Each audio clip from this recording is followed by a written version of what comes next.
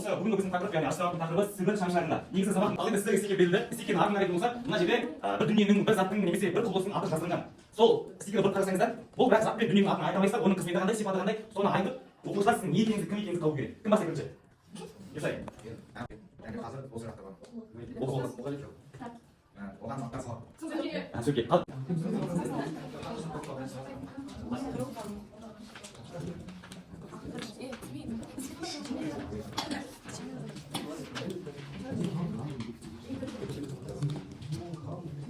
Берілген тақырыпқа осы қаныш сәтбаев кім деген бойынша топтық жұмыс жасау берді. қазір бірінші топ өзінің жасаған топтық жұмысын сіздерге көрсететін болады.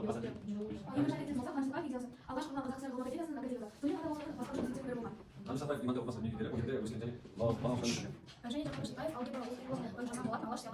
екінші уақыт келді оқып еді одан Григорий Васильевич маған мұғалім болған. қаныш сәтбаев қазақ алгебра оқулығын тұңғыш жазған тұлға болып саналады. еңбек жолдарының және қазақстанның методология мектебінің негізгі қалаушысы. геология және минералогия ғылымдарының докторы Жезқазған кен орнының ашылушы. және технология институтының кен факультетінде оқыған. Шын есімі Ғабдулғани. ғылым академиясының негізін қалаушы және оның тұңғыш президенті. Ғылымға формациялық металлургияндік анализдің кешендік әдісін енгізді. қаныш сәтбаев және ол кісі геолог хан болған.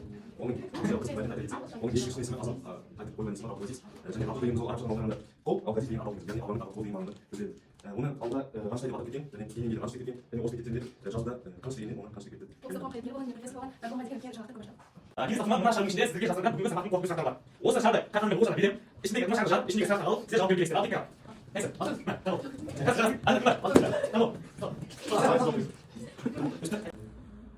Маған алып так мына жаққа Маған. кім алатынын екеуің орталарына енді шарды асып қойыңдар.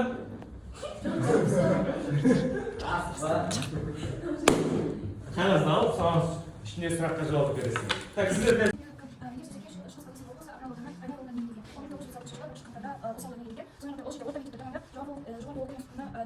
сонымен қатар ол қаныш сәтбаев туралы үлкен роман эссені жазып шыққан. келесі сұрақ. Қапалдың әдебиет теориясына ғылыми талдау айтқан. оның ойынша ол әдебиеттегі прозалық жанрлардан қарағанда әлде уақыты ұзақырақ эпикалық шығарманы айтамыз. ол жақта бізде кейіпкердің өмір сүргенін және оның айналасындағы заттарды бейнелейді. роман жалпы бір адамның өмірі жайлы деп айтсақ болады. бүгінгі сабақ қалады. әсем не үйрендің айтып өтсек. қаныш сәтбаевтың өмірбаяны білім сұры шарты шамшырағында оқыту сенің негізгі сабақ қандай сабақ? жақсы әсер. бүгінгі сабақ алған 20 пайызын әсем айтыңыз. қаныш сәтбаев